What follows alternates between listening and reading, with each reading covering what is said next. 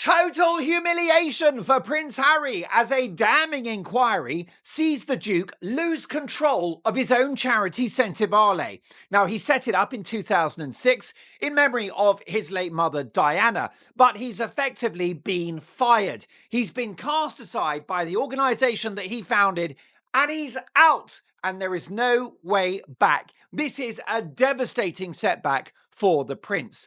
Now, after a brutal power struggle between Harry and the charity's rather talented CEO, Dr. Sophie Chandauka, and following damaging accusations about the Duke's behaviour, the UK's Charity Commission has firmly closed the door on the Prince's return, criticising his role in the charity's collapse into crisis. Now, Sentibale, which supports vulnerable children affected by HIV in southern Africa, has been embroiled in turmoil since March, when the head of the charity, Dr. Chandauka, who I think is a very, very smart lady, made serious allegations against Prince Harry and other senior figures within the charity, claiming that she was bullied, harassed, and suffered misogyny. The fallout triggered an exodus of leadership, including Harry himself, who ran for the hills amid these damaging allegations, leaving the charity's future uncertain. Now, the Commission, whose research into this has been absolutely exhaustive, has dealt the final blow. Harry has been forced out, and those he clashed with and who accused him remain in charge. So this lady, Chandauka, she's won. So Harry finally has met his match and has come into contact with something with which he's not familiar, which is the consequences of his own behaviour. So what the Charity Commission have said, they've said all parties, including the Duke of Sussex, failed to protect the charity's reputation. Now, that is damning. For Harry to get caught up in the UK Charity Commission, who know their onions and who have exhaustively looked into this, for them to drag Harry into this, the son of the King of the United Kingdom, and for there to be such issues around the governance and reputation of a charitable organisation, and for Harry to be part of that scandal is a disaster and a terrible setback. I mean, it would be bad news for Harry's reputation, but we know that's in the toilet already. But this is a further blow. You see, Harry's business empire is collapsing. He's got a travel company. There's a travel company called Travelist, which is there to encourage environmentally friendly travel. I mean, how does that work? Okay, I live in London. Unless I walk and swim to France, it's impossible to take a holiday which is environmentally friendly. So Travelist is obviously a crazy idea in the first place. Harry's role within that company, it turns out, according to detailed research by the Mark Dolan Show, it turns out it's an unpaid job anyway. There's no money in it. But Harry can't just not run a business. He can't run a charity either. And that is the view of the Commission, who criticised Harry and other former trustees for airing internal conflict in public and undermining public trust in charitable organisations. Harry has undermined public trust in charitable organisations. His father is King Charles, his brother is Prince William, his sister-in-law is Princess Catherine. All of these people exist to serve the public and to serve charities and charitable causes. And yet Harry, this rather disloyal son, the prodigal prince, brings the whole family into disrepute once again. Now, it's interesting, isn't it? Because the Commission, not just Dr. Sophie Chandauka, who's had an absolute mic drop. She's nailed this. She's won this battle with Prince Harry. She's in post. Harry's out. He's gone. He's been fired. You know what Dr. Sophie Chandauka did, who is now still the head of Sentibale? She took Harry down, and she took him down to Chinatown, is where she took him, to Chinatown, where they have East Asian cuisine, very noodle-focused, a lot of carbohydrates and rich sauces and monosodium glutamate, which some people say is unhealthy and other people say is basically just a posh version of salt. Who knows? Let me know in the comments. Are you worried about monosodium glutamate? MSG, they call it. Is it a problem? I once had a Chinese meal late at night, and I think there was so much MSG in it that I was tripping. And the Mark Dolan Show, let me be clear, is drug-free. The strongest thing that your host imbibes is decaffeinated coffee. Decaffeinated coffee is the strongest thing that I imbibe. And it has this effect. This is why Mark Dolan and the Mark Dolan Show are drug-free. It's because this is what decaf does to me. Make it make sense. Dr. Sophie Chandauka, what a rock star. She took Harry down, and she took him down to Chinatown, where people of East Asian extraction prepare delicious, quite salty meals, normally dominated by seafood and pork meat as the main source of protein. And those little, I don't know what you think. I don't like the big noodles. I can't be doing with the shoelaces. It's, you know, I like the little vermicelli. I like the really, really vermicelli. I like the thin noodles. Listen, we haven't got time for this. This is massive news. Dr. Sophie Chandauka has taken Harry down, and she's taken him down to Chinatown is where she's taken him to in China. Or other Western cities that have a Chinatown, which is like a district within a Western city, which is China, such as Chinatown in London, I think San Francisco, definitely New York. So, can I absolutely stress one thing? The Charity Commission did not uphold Dr. Sophie Chandauka's accusations of bullying, misogyny, and racism against Harry and other senior figures within the charity. So Harry is not guilty of bullying, harassment, racism, and bullying and other such unwelcome behavior. So Harry's been vindicated, and it's very important that we get that across. But this group, the commission that have looked into this, are not happy that Harry decided to make this such a public row with Dr. Sophie Chandauka, who took Harry down and took him down to Chinatown with all of the noodle-based offerings available. So she was wrong to say those things. But you know what happened? Harry got a taste of his own medicine, didn't he?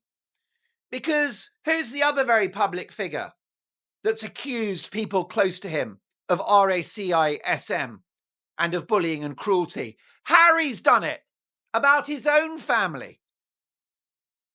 And Harry was very lucky with this charity commission because he had a right to reply. He said, no, I haven't been a bully. I haven't been a misogynist. I haven't been racist. He had a right to reply. The royal family had no such right to reply when he did that trick with them in the dreadful Oprah Winfrey interview, which was the most egregious hour of TV I've ever seen. And I've watched Suits. My youngest son, by the way, my two sons, we call them Elton and Bernie to protect their privacy because the Mark Dolan Show cares about the privacy of its children. The show's got children. That's a funny idea, but you get my point. So we give them pretend names. We've gone for Elton and Bernie, the finest songwriting partnership of the 20th and 21st century. I was in a shopping centre the other day, a massive shopping centre, Westfield, which is an American brand, very good shopping centres. I like them because you have a lot of skylights. So even though you're in a building, you have a lot of light, a lot of air. Westfield in West London. And I was in there, and this place is the future, okay? The year is 2025, and this is state-of-the-art shopping with incredible lighting, incredible sound, incredible materials. Everything is marble. This place, this shopping, the Americans call it a mall, and it is absolutely state-of-the-art. And I'm walking in this mall, and there's the Apple store, and there's Zara, there's TK Maxx, which is a great shop. The Americans call it TJ Maxx, I believe, which is basically everything's on sale. It's all of the clothes that the other shops couldn't sell in one big building. Right? It's all the clothes no one wanted in one big building. And I quite like the clothes that people didn't want. And I'm walking through this shopping center, and it's 2025. And this shopping center, by the way, I mean, I don't know how much they spent building it, but you're looking at tens and tens of millions of dollars. All right. That chunk of real estate now is a couple of billion. Okay? Couple of billion. I kid you not. That's how big this place is. One of the biggest shopping centres in Europe. And it's state of the art. And what is the music being channeled through the state of the art loudspeakers? Don't Go Breaking My Heart by Elton John and Kiki D. Do you know that song is 49 years old? Don't go breaking my heart. I couldn't if I tried. Oh, honey, if I get restless. Baby, you're not that kind. Do, do, do, do, do. Ooh, ooh. Right. So 49, by that, you see, that is what happens with quality. 49 years old that song is. And here we are, 2025, still being played in a state-of-the-art shopping centre. We won't be listening to Harry's miserable speeches about his terrible life in 49 years' time. But you see, what he did with Centre Barley is exactly what he did with his own family, which is he made it public. So he made his fight with William public when his head landed in a dog bowl, which I think is appropriate because it was waff justice. And he was in the doghouse. And it was poor Harry. What did they put in my decaf today? The Mark Dolan show is drug-free. Decaf does this, so be careful. Make it make sense. And I'm so happy at this verdict because it will wake Harry up to realise that if you do certain things, you will face the consequences of your actions.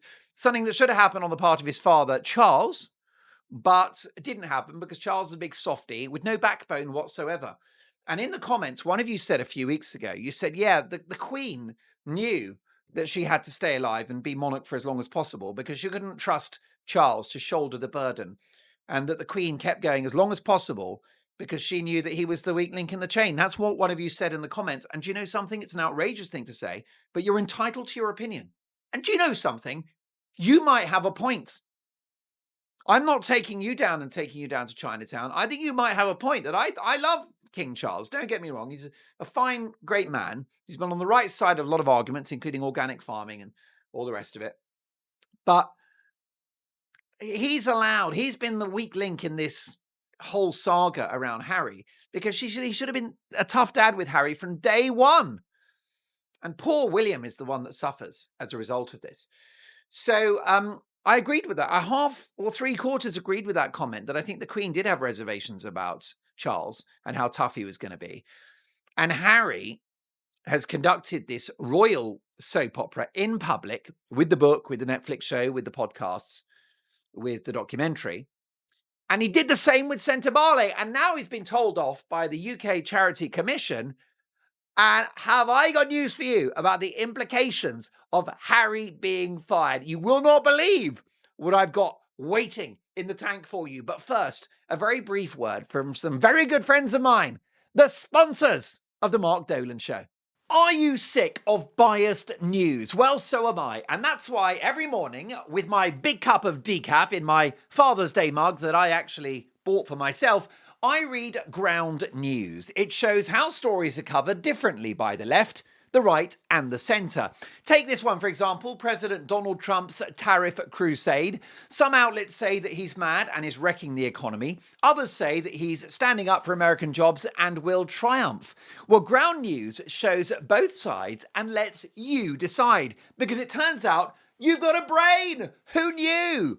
So try Ground News. Go to ground.news/Dolan or click the link below. You will get a 40% off discount from the Vantage plan. 40% off for the plan that I use for unlimited access. It is a game-changing way to consume the news. And more importantly, it will make you sound very clever at dinner parties. Ground News is subscriber funded. No billionaire overlords pulling the strings. Just the unvarnished truth from every angle. What's not to like? That is ground.news/Dolan. I'll drink to that. Harry's paid the price for making his issues with Centre Barley public. And it's not surprising. It's in character. He's a blabbermouth. That is what he is. He's a blabbermouth. And regarding Sandra Chandauka, this is a huge personal victory for her. She strikes me as a woman who's quite tough. And she strikes me as quite a principled person. And she's one of the few people that has really prevailed in a face-off with Harry. So it's a massive victory. I'd like to congratulate her. She's still in post. Harry has lost control of his own charity. Sandra She's there. She's in pole position. She's sitting pretty. She is laughing. And she's going to grow that charity. She's got a point to make now. She's got a point to prove, which is to make it the best charity on planet Earth. And I'm tempted to make Sentibale the official Mark Dolan Show charity. Now that Harry's out, I can trust that it's going to be correctly run with values and principles in the safe hands of Dr. Sandra Chandauka, who took Harry down and took him down to Chinatown, which is population within a Western city of Chinese people buying and selling Chinese goods, Chinese restaurants, Chinese ornaments, sometimes Chinese clothing, very often silk, and Chinese supermarkets. I quite like a Chinese supermarket, but I'm very out of my depth. I'm scared. I'm in there and I don't know if I'm buying a dessert or a savory dish. It's colorful. It's got pink and brown on it and 800 ingredients. Is it dessert or is this a main? Help! I don't even know what Chinese is for help. So well done, Sandra Chandauka. It is a massive victory, a huge setback for Harry. So the regulator issued only a compliance level rebuke to her, right? So they disallowed her comments about RACISM and bullying and that sort of thing. But they gave her a compliance level rebuke, allowing her and a newly appointed board to stay. So this outcome effectively leaves Harry permanently sidelined from the organization that he founded with Prince Siyiso of Lesotho in 2006. By the way, that's almost 20 years. What a waste of 20 years of Harry's life. According to sources close to the Duke, he views the situation as a hostile takeover. You see, he's still fighting and he's still airing his dirty laundry in public. Calm down, Harry. You know what? Accept when you're beat. All right? Just accept it. Take it when you're beat. When I was making the Mark Dolan Show in the United States, I was driving on the freeway and I got pulled over by the cops with cameraman John. And I was really worried about what was in cameraman John's bag because cameraman John has an unnatural energy. He's very twitchy personality and he often meets someone called Mr. Big, who's at the end of the street and he uses like a public telephone box. And Mr. Big has scars and tattoos and everything. I don't know what he collects from Mr. Big, but he tells me that it's a medication, urgent medication. So I was really worried what this cop would find in cameraman John's bag. Cameraman John never sleeps, barely blinks, I'll be honest with you, and sometimes hallucinates. I maybe it's flour sprinkles. I'm not sure what's going on. Anyway, but it's true. I'm driving along the freeway, I think in California, and the blue lights appear. And I immediately slow down. I close my bottle of whiskey. I'm joking. I slow down. I pull over safely. And the cop, it's an amazing thing because I told cameraman John, I've pulled over and I said, open the glove box and get my driver's license and insurance details. So cameraman John's opened the glove box, at which point the cop has put his torch through the window and is looking at cameraman John going, what are you reaching for from the glove box? This is America. And the cop is thinking, this might not be a driving license the guy is retrieving. It could be some kind of weapon. So it all got very serious. Anyway, I brought the window down. I've got a great piece of advice for anyone traveling, right? Just become very much your own nationality. So I've pulled over by the police. I became very overly British. And I said, good evening, officer. How may I be of assistance in your very fine and effective, illustrious day? Good morrow, sir. I went very Shakespearean. I prithee thee, how may I assist thee further in thy inquiry? And he said, oh, you were just drifting in and out of your lane a little bit. And I said, what do you expect after 2 bottles of bourbon? I didn't say that. The Mark Dolan Show is drug-free and we don't drink and drive. But it was fine. I'm not familiar with the American roads. I'm not familiar with the power of a Ford Mustang. And perhaps I was weaving in and out of the lanes a little bit. Perhaps I was enjoying a little middle-aged episode. Who knows what was going on? But at that point, right, you got to know, like with Harry and Sentibale, you got to know when you're beat. And I just thought, this guy's the cop. He's in charge, right? He's the boss of this situation. There is only one alpha figure now, and it's not cameraman John, who's as high as a kite on flower sprinkles, and God knows what else. And there's me. So I'm giving the police officer all of my power. And he said, no, nothing to worry about. I just noticed you drift in and out of your lane once or twice, and I wanted to check you were okay. It was an amazing experience with a very charming, very friendly police officer. I only went to jail for 3 weeks, which I think is reasonable. No, he packed me off, and it was a lovely. It was actually almost like a duty of care that he was presenting to me, and off we went. But the point of that story is that at that point the officer is in charge, and you've got to I've been pulled over. It's his show now, not mine. And that's what I did, and that's why it was resolved very, very quickly and in a very satisfactory way. But Harry hasn't done that because he can't take rejection. He's spoiled. He's terribly spoiled, and he doesn't like public humiliation. So his insiders are telling the press that this is a hostile takeover. What kind of remark is that to make after you've been beat and defeated by Dr. Sandra, who's taking you down to Chinatown? It's a hostile takeover, and he's utterly devastated. He's devastated because it's all about him. It's not about the charity. Do you remember the purpose of the charity with children in poverty in Lesotho affected by HIV and other illnesses? The consequences of her actions will not be borne by her, but by the children who rely on Sentebale's support. They are still attacking Dr. Sandra Thingamajig Chandauka. Dr. Sandra Chandauka is still being attacked by Harry.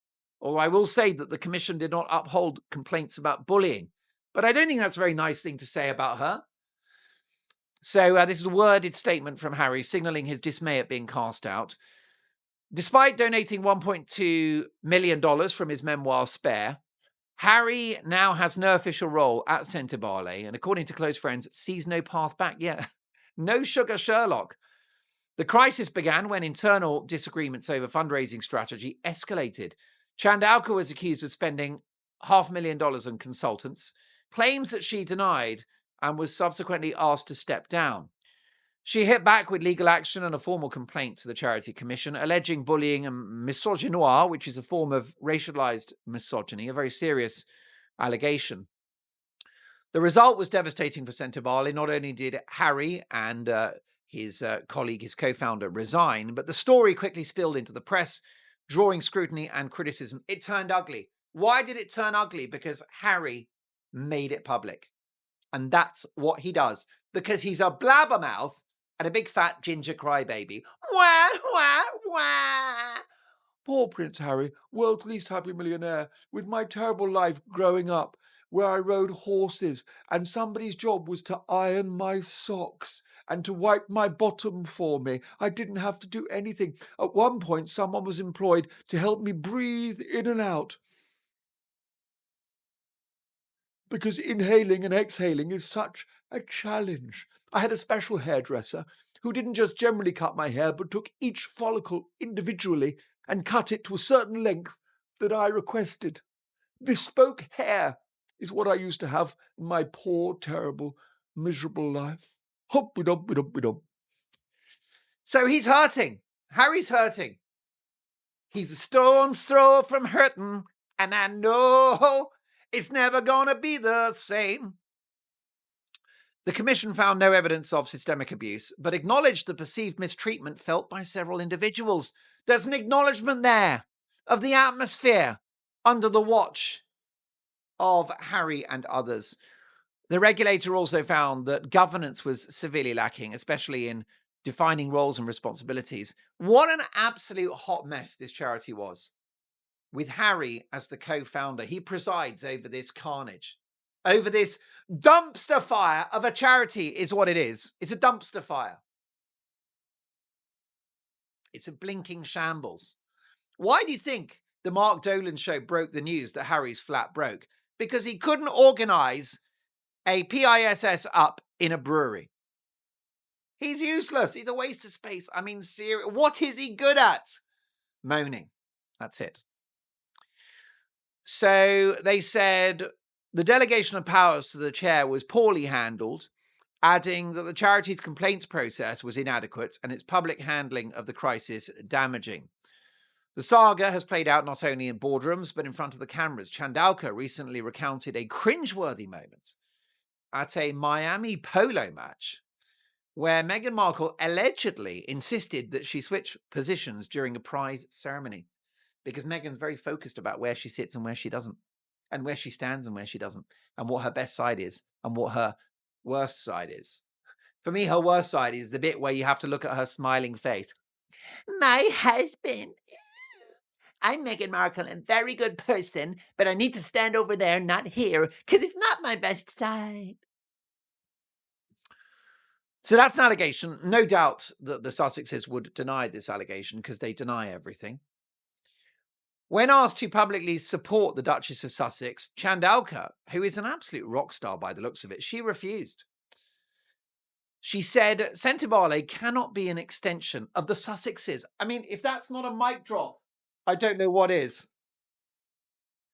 Sentibale cannot be an extension of the Sussexes. Well, that's exactly what it became. Exactly like Invictus, which has become about Harry with his miserable politicized speech, where he's worried about climate change, even though he does business in China and travels the world on a private jet and lives in a house with 16 bathrooms and lots of air conditioning and a pool. And Invictus is about Meghan when she had to lead the procession at one of the Invictus Games in a very revealing white suit, like a kind of fancy white outfit with short shorts, showing a lot of flesh and demonstrating her amazing able-bodied body in front of disabled veterans, like that was some kind of victory or something. It was inappropriate. It was tone deaf. It was cringeworthy. It was crushingly embarrassing. It was a disaster. Welcome to the Sussexes. Sentibale cannot be an extension of the Sussexes, says Dr. Sandra Chandauka, who took Harry down and took him down to Chinatown, which isn't in China, but a district of a Western city with Chinese people in it. Chandauka claimed donors pulled out due to Harry's toxic brand. There's a surprise. Why would donors want to be part of this dumpster fire? This smoking ruin of an organization. Chandauka's, she's got the measure of Harry. Her remarks underline a growing perception that Harry's celebrity status may now be a liability to causes that were once close to his heart. 100% true. Who's going to disagree with that? David Holdsworth is the chief executive of the Charity Commission, who are very decent people. And he said, when passion overtakes professionalism, charities suffer. Sentibale's dispute harmed its reputation and distracted from its mission. And that sounds familiar, doesn't it? Because that is exactly how the Sussexes operate. Because the row around Harry and Meghan and their royal roles and their royal duties was a distraction from the mission of the royal family and the incredible charitable work that they do. Because let me be clear that 99.9% of what the British royal family do is charity work. The royal family is the biggest charity on the planet, I'll have you know. So what they get, they live in posh houses and they have Rolls Royces, they have horses, they have jewelry, okay? Can we just pull rank here for the people that want to get rid of the royal family? I will agree with you that you wouldn't start one now, okay? If Britain was a republic, you wouldn't just choose a particular family and say, right, make them incredibly rich and they can live in a castle and they'll be unelected. Just choose a family and they'll be billionaires forever, including their future generations. You wouldn't start a royal family now, but like a lot of British things, it's eccentric, it's mad, but it works. It absolutely works. And so the work of the royal family, first of all, they represent the United Kingdom. They're a big advert. It's great PR for Britain, okay? Because King Charles and William and Catherine and Anne and the others, Andrew not so much, they present a public face of this country to the world. They're worth every penny. And the thing is, there's all this obsession with the houses, right? They don't keep those houses, right? This is royal property, yes. In paper, it's theirs. Well, then they die. They can't. Charles can't sell Buckingham Palace and go and live in Dubai and drive Lamborghinis for the rest of his life. Okay, he can't do that. He can't sell Sandringham and then go to Vegas and put everything, play blackjack and think, okay, well, I'm going to give you the value of a castle there. 23 black, please. I actually don't know how gambling works, so I can't even give you an example of what you would say to the croupier if you were gambling in a casino. But Britain would be gambling if it lost the royal family. Yes, it's a mad idea, but it works. Those houses, the jewelry, all that stuff is basically public property. It's not going on eBay. It's not going to be sold to the highest bidder. Those paintings in Balmoral are not going to be available through a Sotheby's auction. It's all, these are national, this is national treasure, is the national, crown jewels, all the rest of it. So all they do is rent it, really. And therefore, they're worth every penny. For some posh dinners and some excellent healthcare, I think the royal family is worth every penny.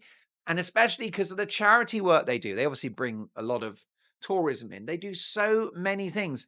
So much more than Sentebale under Prince Harry. And I think Sandra is going to nail it. She's going to make it the best charity in the world. The Mark Dolan Show may well make Sentebale its official charity. Leave with me. Let's think about that. But before Sandra, things were a disaster. On the watch of Prince Harry. In the first 2 years, Sentebale raised $1.5 million. Just 100,000 of that went to helping children. The rest went on staff salaries, website design, 100,000. Make it make sense. I can do it for $10. $60,000 on pre-launch travel, $50,000 on an office setup. How expensive was that photocopier? Private education for the children of the people working at the charity, 4x4, luxury 4x4 cars, like the all-wheel drive SUVs, servants, accommodation, and consultancy fees, all the rest of it. One former trustee said the children were not benefiting. We were spending more on expat Brits lifestyles than programs and expensive polo matches that barely turned a profit. Whose idea was the polo? I can't imagine. Now, I'm not saying that Harry was responsible for corruption or incompetence because he wasn't there. Harry visited Lesotho, right? It's a terribly important charity that means the world to him. How often did he go? He was there twice in 6 years. And by my calculations, he went 4 times since it was founded in 2006. Maybe 5, right? A handful of, but twice in 6 years. So I wouldn't say that he's responsible for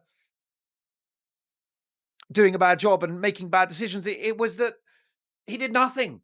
He was asleep at the wheel. He oversaw and was the face of a charity that was hemorrhaging donated money, and the kids were not benefiting. Now, Harry would not be happy about that too, okay? I agree that Harry cares about those kids and he cares about the legacy of his mum, right? He's not a monster. He cares about those kids. He does. He's passionate about the cause. But the collapse of this charity, which was well-meaning on the part of Harry and others, is an absolute illustration of what a waste of space he is and how useless he is, because it happened on his watch, in his name, and like everything else, it's collapsed in a heap of dust. I'm as angry as you are, but look, well done, Dr. Sandra Chandalka. So many more truth bombs to come. Cannot wait for the next video, which is going to be tomorrow. And please like, subscribe, and what else do you have to do? Hit the notification bell for the videos, because then you get alerted. Lots of truth bombs to come. Stay awesome. Big love, and bye for now. And I can't explain, but there's something about the way you look tonight.